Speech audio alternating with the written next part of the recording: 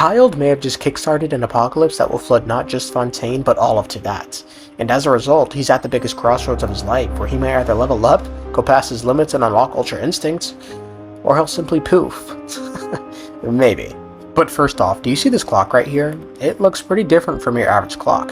You see, instead of numbers, it has different faces of the Earth at each quarter hour. 12 shows complete darkness, 3 and 9 show half light and half dark, and 6 shows full light. Upon further inspection, we can note the dial is eerily close to complete darkness. So close in fact, if it were a regular clock, I'd wager it's around 11:59. But if the clock isn't used to tell time, then what's it used for? The clock has been around for hundreds of years, and it's called the Doomsday Clock. Despite not being able to tell time, it will however tell you when your time is up. Because as the name suggests, when the hand strikes midnight, so too does the apocalypse.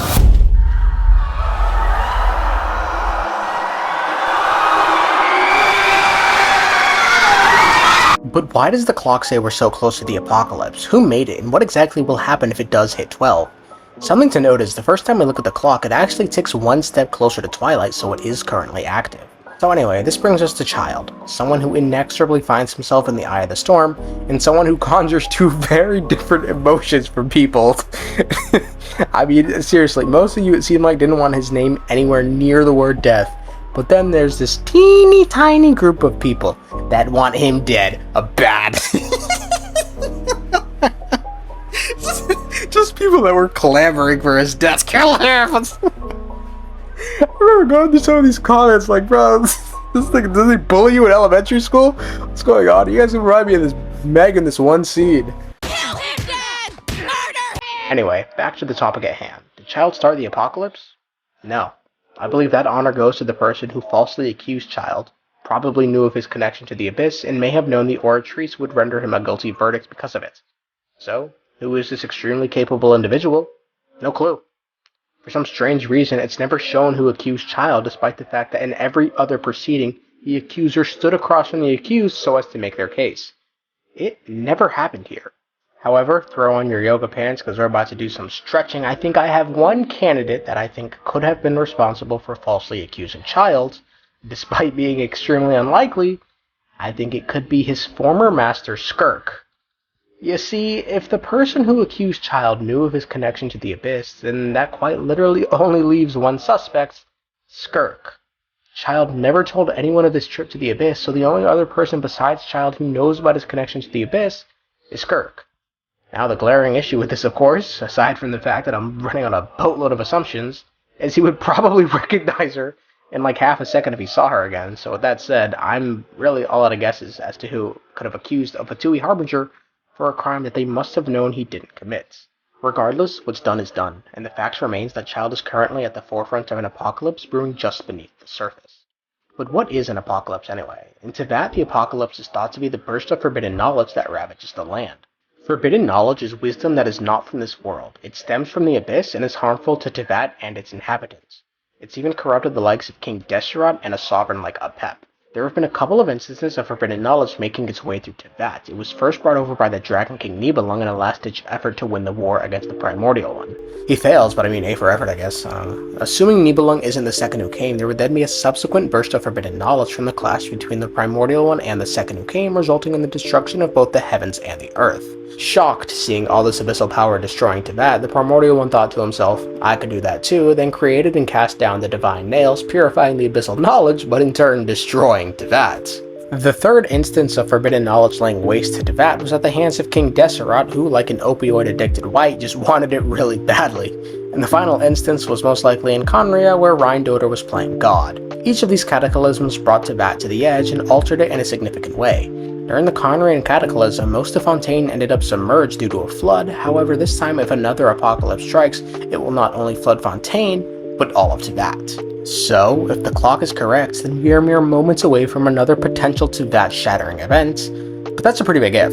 Who made the clock, and more importantly, can it be trusted? The clock was made by a great mage called Master or Narzissenkruez, a mage who was initiated created by René de Proctor, who combined himself with the former director of the Narzissenkruez Institute, where they were reborn, or some weird culty shit like that. Anyway, for those unaware, René was a researcher at the Narzissenkruez Institute who was obsessed with surpassing mortality. He most notably studied the ancient kingdom of Rumeria, Elynas, and Conria. He's the guy responsible for naming things like the Scarlet Quartz and the Rift Hounds. One point about the Rift Hounds, however, is when he was studying them, he noted something interesting in his journal.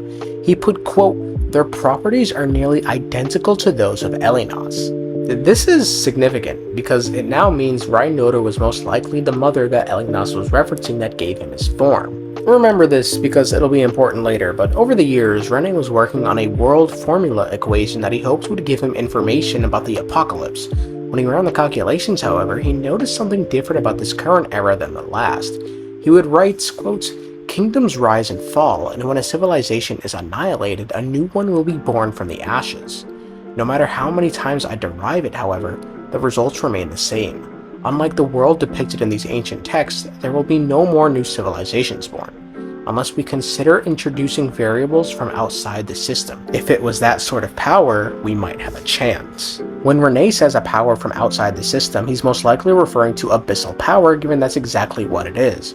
René's aspiration on wanting to transcend mortality and his willingness to use abyssal power to do it is eerily similar to King Desserat, who also wanted to use forbidden knowledge to transcend his mortal form. Last we heard from Narzissenkruez, he dissolved into the primordial sea but vowed he would return one day. The organization he founded later in his life with Jakob Ingold was founded as a means to prevent the Second Flood of Fontaine by using abyssal powers. He created the clock when he ascended into his oceanid form to calculate when the apocalypse would arrive. So, is the clock accurate? I would say yes. Is the clock predicting another cataclysm event? Again, I would say yes. So, with that said, where does Childe fit in with all of this? To answer that question, let's focus a little more on Elynas. Elynas is a gigantic beast who is much bigger than even the god Urabashi. Elynas states that he was originally an unknown form floating in the cosmic darkness before Mother found him. At this point, it's pretty much all but guaranteed that the mother that gave him his form is Reindoder. Elynas would debut his big new body during Teyvat's most recent cataclysm 500 years ago, where he played the role of a 19th century industrial power plant by simply polluting the sea and water by just being there. He would randomly die.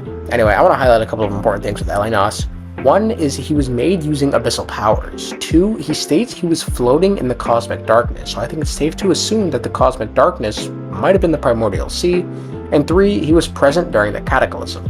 So, if in accordance with the Nymph Dreams artifact set, Childe's whale is a star beast, Elynas could also be a star beast given they're both abyssal monsters that came from the primordial sea. The set states the star beast would drink the amniotic fluid of the world dry. This is interesting to note because René states that one of the precursors for the Second Great Flood is that all the birthing waters of the worlds would dry up. Both the birthing waters and the amniotic fluid of the worlds are both the primordial sea. Furthermore, both Elynas and Childe's whale are described as destructive beings that destroy, or in Childe's case seek to destroy, everything around it. This is probably due to their abyssal nature. And as such, given there was one star beast present during the last cataclysm, it makes sense that Childe's whale would be the star beast present during this one. So it seems like to me there could be a high chance that Childe's whale is the precursor to the apocalypse of Teyvat, hence why both stories seem to be at a tipping point right now.